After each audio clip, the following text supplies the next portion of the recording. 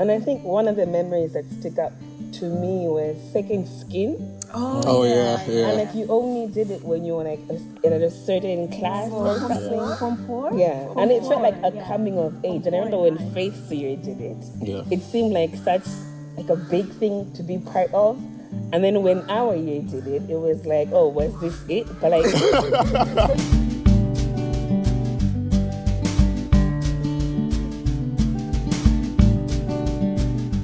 Hi, I am Faith Chitawo. I started in 1994 and I graduated in 2008. Hi, I'm Agatha Chitawo. I started in 1996 and graduated in 2010. Hi, I'm Michael Chitawo. I started in 1998 and graduated in 2012. Hi, Maria Chitawo. I started in 1999 and I graduated 2013. Hello, I am Francis Chitawo. I started in 2001 and finished in 2014. So our parents decided to pick Bishop Mackenzie because I know at the time our parents had family friends whose kids were attending Bishop Mackenzie and they had a really great experience. I would say also the accessibility. Would you agree that Bishop Mackenzie is able to provide to students, especially looking at the Malawian landscape, knowing that would have access to global opportunities as well was really important for them. And I think at the time it was like one of the only international schools where you're guaranteed that you'd get like she said, like a global perspective versus the schools that were international, but not as much. I think even in terms of curriculum and like other activities. So that was a plus of it. Yeah. And we're all in one place. Yeah. True. Less school runs. I would say since everyone is, I guess, close in the age range, we shared like a lot of friends where, let's say, if I had a friend in my year, maybe their older siblings in Michael's year, Maria's year, also had like an older brother and sister. So in terms of that dynamic of having similar stories to share once you got home, that was one of the most enjoyable things about going to Bishop Mackenzie as a family. I think one of the difficult things of going to Bishop Mackenzie as a family is the same thing as being so close together. So when we're getting ready in the morning, it's just very busy, I would want to say. And I think when we got off of school, We had to align our calendars a lot just because our parents only wanted to do one school run in the afternoon. So if someone had an afternoon activity, it means that the rest of us are staying and doing nothing whilst that person is going out and doing sports, whatever it is that they're doing. though we were told to like pick our activities in relation to what our siblings were doing, but we never actually listened to that. We all just did what we wanted to do. But I think also being in one school as a family, like Faith started, so I come after Faith. And then maybe we'll share the same teachers. So Faith was an A-star student. And then it's like sometimes maybe it's not your favorite lesson. You feel that pressure of, oh, my sister is up here. Wow, this may not be my favorite class. So I think the expectation is what to do as well as your siblings. I think it's a plus because you get to learn from each other. But I think also that pressure was there that, well, because everyone knows us, the teachers know what your sibling is like, it comes out. So, yeah, it's not always great. I would say one class was PE, physical education, where we used to run cross country. So that was, you start from, I think, where the school gate is, and then run essentially all around the school. Now, running wasn't my strongest suit, but...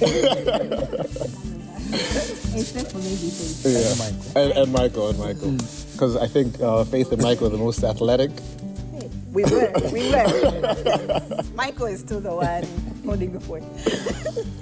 So I guess one experience is that I guess there's some things in life you just have to do. Whether you feel it or not, you just have to go through it. And that was like cross country.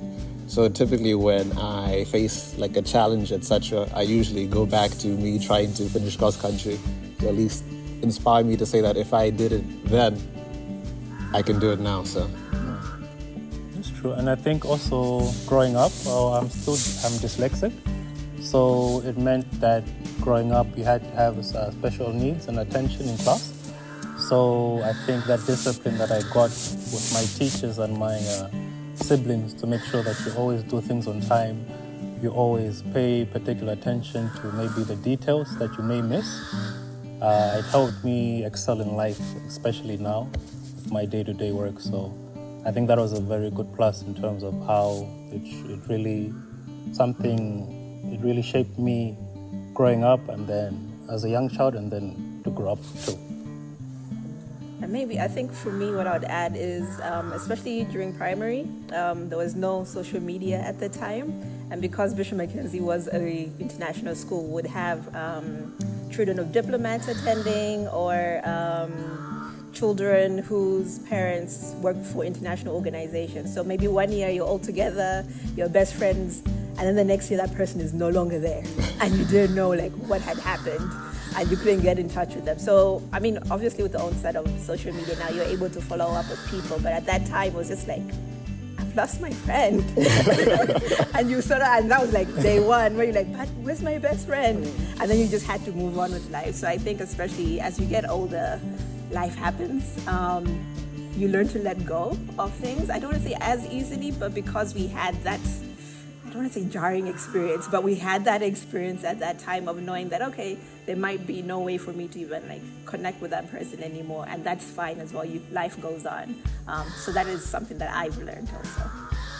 But I think on that, because we were here from reception up until graduation secondary. So for me, I think it provided a very good foundation where there were some families that maybe they were expats but have lived in Malawi for such a long time. So I still have friends, my best friends are still the ones that I found in reception. And as much as many of them have moved away, we still have that connection where I think because we really built such a strong foundation with some students, even when they don't live here, they make that effort to still come back to Malawi. So it feels very much like home. And the thing that Faith was saying, that you're exposed to a lot. So now I work for an international NGO, and I remember because of the experiences that I had, I didn't understand what many of my friends' parents did, but I think that international aspect where I was like, well, they have such an interesting life. I'm living in Malawi. There's so much out there. As much as I can live in Malawi, maybe I can work for an international NGO because it's what I've always wanted. So I think in terms of what the school has provided for me, there are some things that you also can't learn in the classroom, but like the skills and the activities that we learned around from each other, that has definitely helped in life. So there's those benefits as well. Yeah. Wants to go? Okay, so I think the biggest one, like what Agatha mentioned, where you're dealing with so many cultures. So you have to be culture sensitive. In terms of maybe if you say something to someone in that particular way, they may be offended. But if you say something to someone maybe in another culture or another country, that come from another country, it may be fine. So I think in my day-to-day role as a project manager, I have a lot of meetings with definitely international clients and the like. So I think that experience where I grew up with meeting so many different backgrounds of people and the different countries they are, I understand, okay, maybe Europeans want to be communicated in such sort of way. Asians want to be communicated in this such sort of way. Americans and so on and so forth. So I think that ability to connect with people, because I've done it from a young age and I was exposed to that in Bishop. So I think it's been able to carry me on through, even in life, and I think going forward too. Okay. I don't know if you guys remember, there used to be a public speaking competition. So Bishop Mackenzie had public speaking competitions, and where like you would start off, correct me if I'm wrong, you start off in the classroom, and then the best speaker from the classroom would now compete in the standard or the form Okay, so maybe it was just me and But Agatha. there were things like speech Yeah, contests. Yeah, so that's speech true. contest.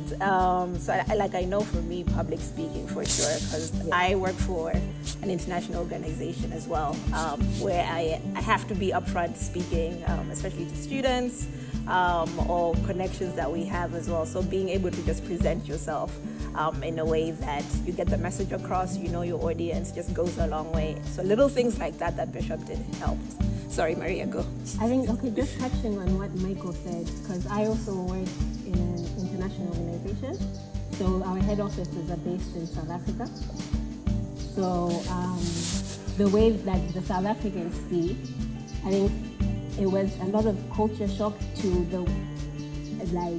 my other work colleagues that have grown up and gone to local Malawian schools. So they're like shocked with the way that they speak to them, and I'm just like, I've experienced it. It's not so surprising to me. So I can fully adjust to both of those. Yeah. And I would say one thing that I got from Bishop Mackenzie in my professional career is in one of my music classes, the music teacher said that don't practice until you get it right, practice until you can't get it wrong. So in my work, I typically, when I'm trying to study for something, or I'm trying to figure out a new process or a new system, I typically focus on that, saying that our music teacher gave to us. So I don't think, do we all like swimming? I didn't mind Nah, swimming. man, I didn't mind swimming. it. I didn't mind it if we were just like, having fun, but like if they made us like swim laps. Laps. And In the wait, morning? the swimming First gala. class in the morning? Yeah, swimming, No. that's true. why are you forcing me to swim? But now, looking back, I think it's a really important life skill that we all That's need true. to have. So I am grateful for that experience, but in the moment, hey, no, I'd rather be out there They running. made us like swim in the rain. Yeah. I think, okay, another memory that I guess hold on to is my standard 3 teacher, Mrs. Knox. Yeah, so she was my teacher, she was Agatha's teacher, my teacher. and she was Michael's teacher. So she retired after us. I think we gave her a hard time. I mean, she was an older lady, but she gave us such tough love, but we didn't like it because we're like 7, 8 years old, but it really helped us like later on in the years. So I just wanted to like give a special shout out to her. I think it was assembly. So we would have assemblies, I think, on Thursdays. So sometimes you'd find maybe Agatha or Maria or Francis was presenting. So that was fun to see. It was embarrassing. Because everyone would be like, oh, that's your brother. Yes, I know, I live with them. The most embarrassing one, I was standard 6. I was graduating assembly. So I was in standard 6, and we did through the ages. So we were put in like small groups, and then every group had like an area, and we had to dance. It was fine doing it for the primary kids, because we're like the oldest, right? So we're graduating. And then they were like, oh yeah, after our time, they were like, well, you're also going to do it for the secondary kids also. And we were just like, no way. And then we still had to go do it. And it was just so embarrassing. Because like now I think the 60s. So we did Staying Alive. Oh, I remember that. So yeah, doing that whole dance in front of like all of these people. There was costumes and all. Like full bell bottom. Afro. I remember Mom gave you her afro. But it was embarrassing, but it's a good memory though. It's a good thing to have. And I think one of the memories that stick up to me was second skin. Oh yeah. And like you only did it when you were like in a certain class or something. Form 4? Yeah, and it felt like a Yeah. coming of age. And I remember when Faith Siri did it, Yeah. it seemed like such like a big thing to be part of. And then when our year did it, it was like, oh, was this it? But like, it had like so much to look It was so much and I was fun. like, wow, Yeah. okay. It was so much fun. It's so interesting how we have like, I mean, things changed across the years. Maybe like some activities weren't happening, but I think because you had like someone before you to show you that, oh, this is something that you need to be part of, but you're not of age yet. It was, I think those are second memories skin, stand out. like the whole school that had second skin. It So was even a like thing. What is that? Music Under the Stars? No, that was different. Yeah, No, that was different. It was like an So instead of second skin, it was like a costume. Form 4 art project, So slash throughout the fashion year, show. you would, Yeah. in your art class, you would to, like, do that. make a And then at costume. the end, at the end of the year, it was at the pool area. Yeah. So it was like a fashion show, and like everyone, like the whole school would be there watching your group present. And then on top of that, there would be like number 1, number 2, Yeah. and number 3. You would like win out of the thing. Yeah, So, but, No, that was a good memory. I think even like group performances. So like one memory is that, let's say if one person is performing, then the whole family would come see them. Oh, true. So I remember Music Under the Stars, there was Michael performing. our very own rapper. Oh yeah, King Kong.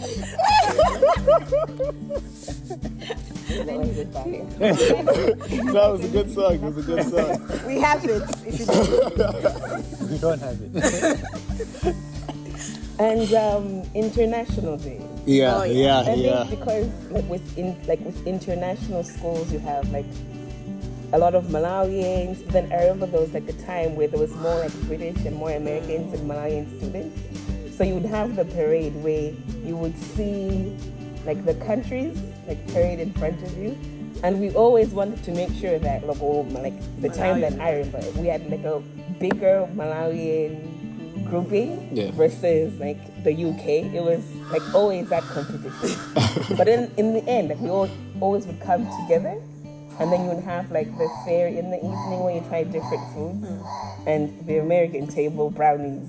yeah, that's true. So that's That always was also like a plus side because you got to taste foods from like different cultures. Yeah. And also throughout that whole day, you were just learning about the different cultures and just, it's, like other things like you wouldn't really ask your friends on like a day-to-day school like basis. You would learn about their culture. I think that was a plus side. I think biggest takeaway as well is just looking at the teachers that we had the privilege of working with. These were teachers from not only globally but also like Malawians. So especially in primary, the teaching assistants were Malawians, and they have been like very instrumental, especially when we come back sometimes and you see someone who remembers you. It's just like, you remember that legacy of you starting from reception and then graduating. I think they really did push us in a way to be like, okay, you know what, you have this amazing opportunity to study at an institution like this. Go forward and do great things. So being able to just sit here together and talk about all the different things that we're doing is also just a testament to the sacrifices that they made in us and also the investment that they did.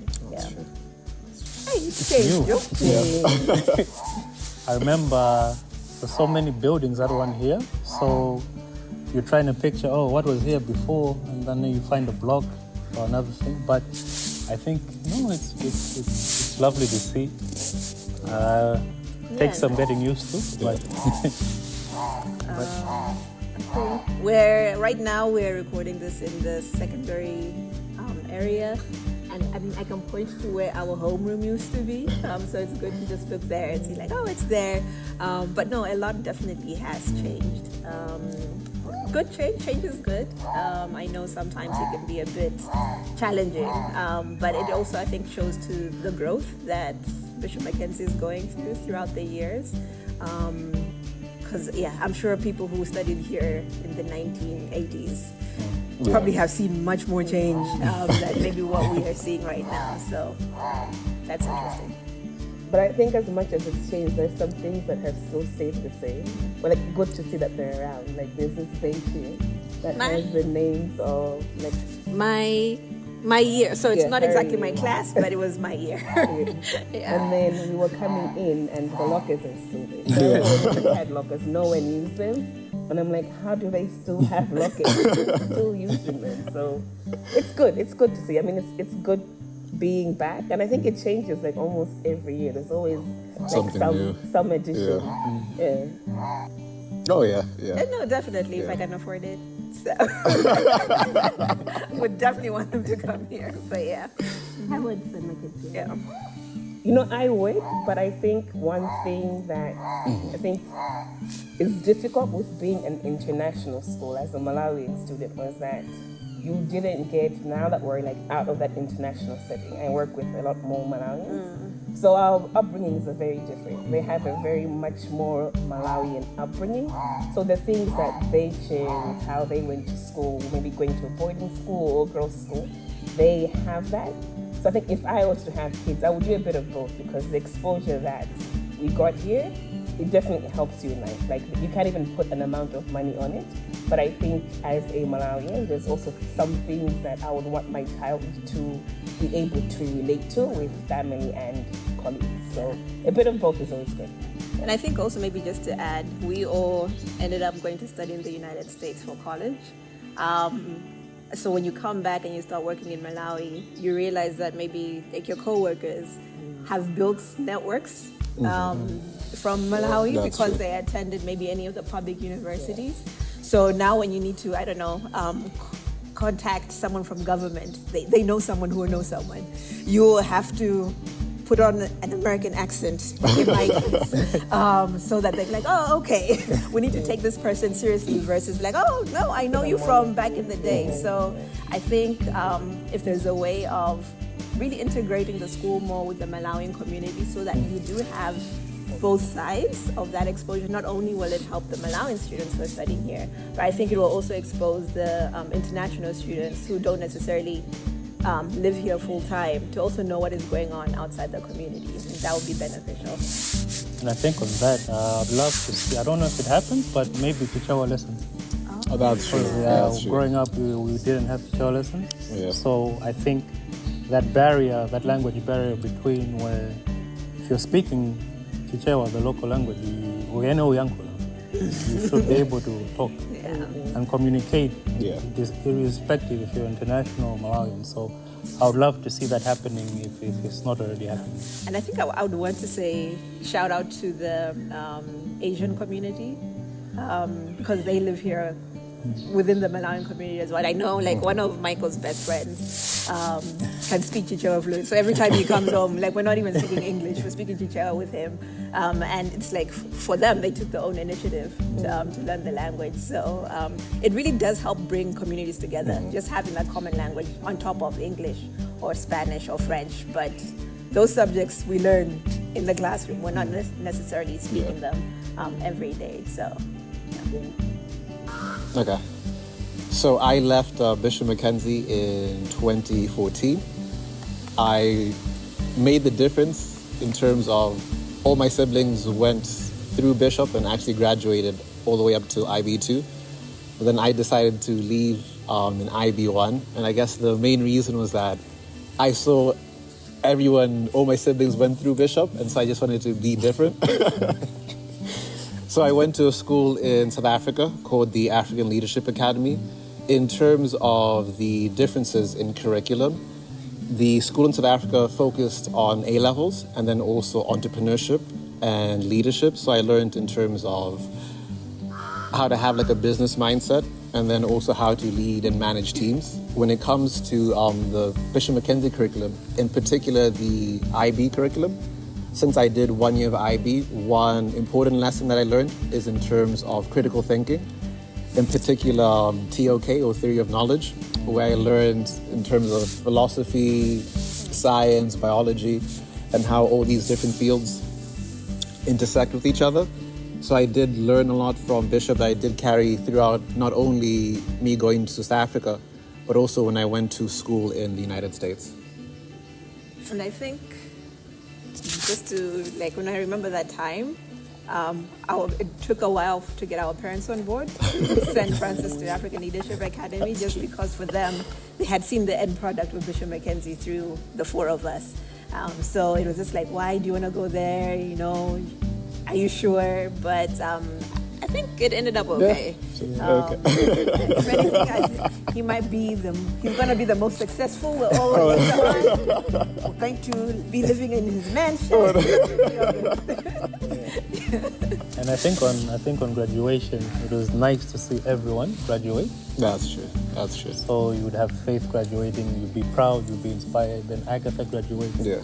So it would make you really push yourself to know, you know what, maybe it's hard. Let's keep pushing because everyone else is graduating. And then you'd have all of your family, all your cousins as well, Christina, Teresa, so many family members, Gloria, Junior. So it was nice to be with everyone, and everyone would rally behind you to make sure that, okay, you graduate, then you go do great things. Yeah, I think maybe when speaking of graduation, so my graduation, we actually have a picture of the entire family. Yeah. So we did bring pictures. Of the entire family. And to be honest, I think my family was the largest and the loudest. Cheerleaders there, which made me really happy. So she was the first one of us all graduating from Bishop, so we all had to come and represent.